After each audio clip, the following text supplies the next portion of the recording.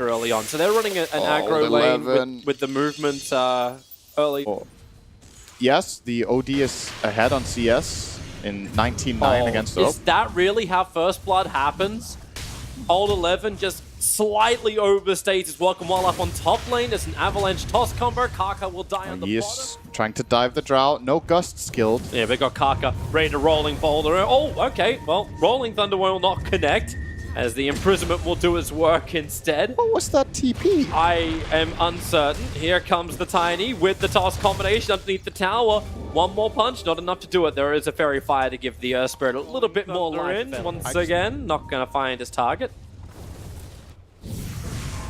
But soon enough, ASD is going to be level 6 on Drow, and then he's probably just leaving mid. He's going to go start farming Ancients, and then I guess they will give Clinks mid.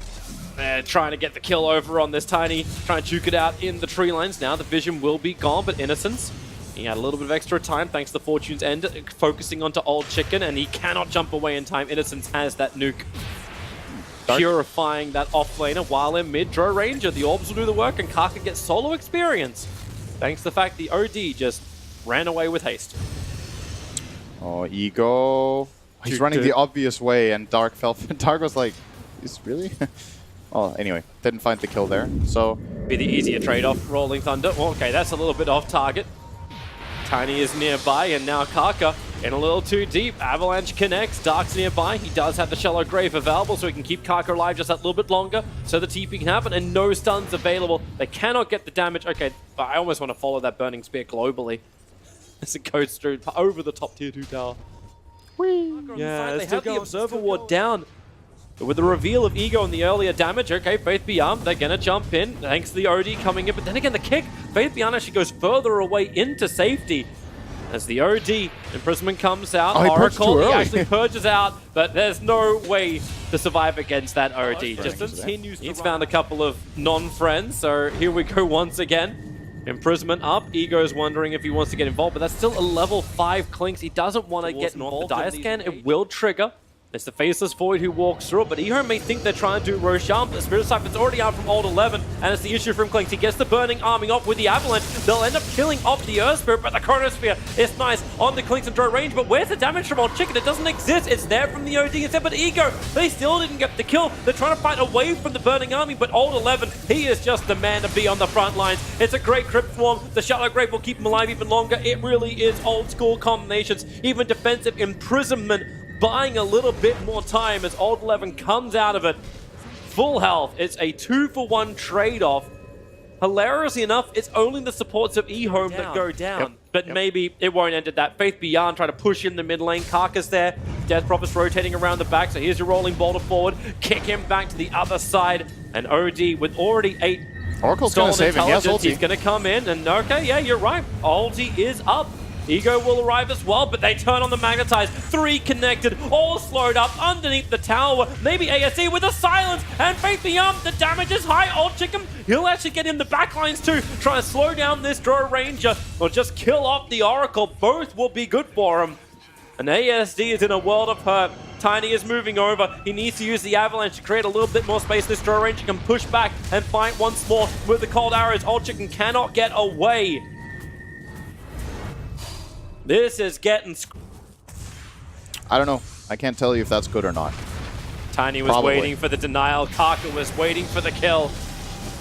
And you can say goodbye to the Rocket Man. Tossed in by Tiny, it's like a gimmick, you know? There's no guarantee you have a good target to toss on. They smoke up on the hill. This blink reveal from Faith Beyond could really start to hurt Old Chicken. Watch that Chronosphere. Here's the blink. They go into the backlines. 3 heroes hit, and the Burning Army will take the high ground position. Not to mention the Chronosphere, it's out on ASD. They want to find this kill. Triple buyback, and you got the Drow Ranger way too deep underneath the tower, but that's why Innocent's there, trying to keep him alive with a false promise. Maybe Dark will die. The Burning Army is still there too, but you've already lost your Drow Ranger. No way to survive this. EHome is backing up. They've committed every big ability they've got. And King Gaming looking for more kills, but they also came here to start Roshan. Drow Ranger will buy back. Innocence, this will be a big catch inside the mid lane. No way to back off. Dead for 30 seconds. And Tiny's looking for his own target. Over towards Karka. The triple avalanche. All 3 hit. That's why defensive imprisonment has to be used by the OD. But Drow Ranger, the positioning's way too good. But the Eclipse is even better. The arrows flying thick and fast. But where's the damage? Now it's there. But Old Chicken closed the distance on the Drow Ranger. But that's why Clinks is there as well. With the help from Faith Beyond. It is Keen Gaming losing 4. And it will be 5 Dark. He's going to Shallow Grave up for a second. These attacks looking to go up the hill. Faith Beyond doesn't want to give it up just yet. But when Old 11 is already back to the world of living, they know they have to retreat. Roshan, about a third health, almost 50. It looks like EHome will be grabbing this with their medallion on Clinks. That was 8 kills for EHome. It was 3 buybacks in total for Keen. Great fight from them.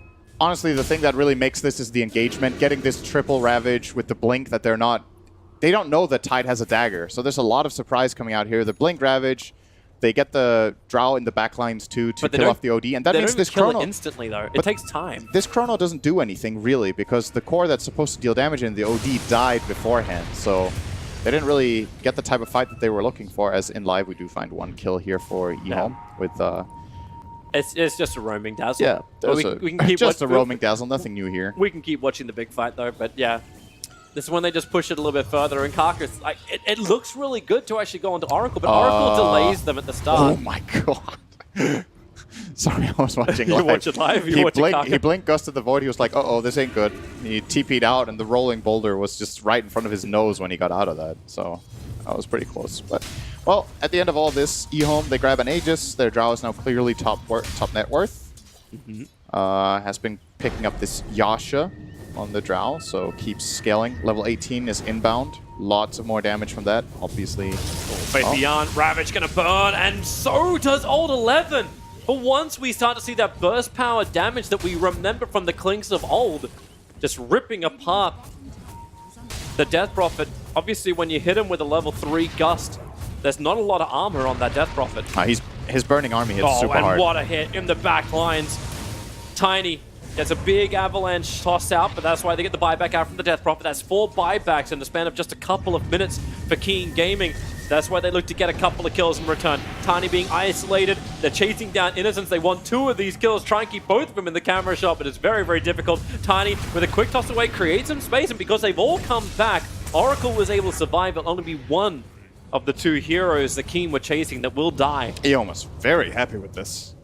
They got a core buyback out of the DP. They're off cooldown. They're going on a hunt. 3 men together. Chronosphere is ready. And Innocence, really? How many times can he actually break their multi-hero smoke and just die for it? It doesn't matter. Like, this is the solo play. They turn towards mid. They take the tier 1 tower before it can be denied. Now Old Chicken. Well, he wants to try and do something. There is no TP scroll available for the Tiny, but Karka, Rolling Thunder is going to be dodged. Tiny's just trying to buy more time. DP's coming in. Dazzle's coming in. All right, this is how you chip a rock. Okay, he died.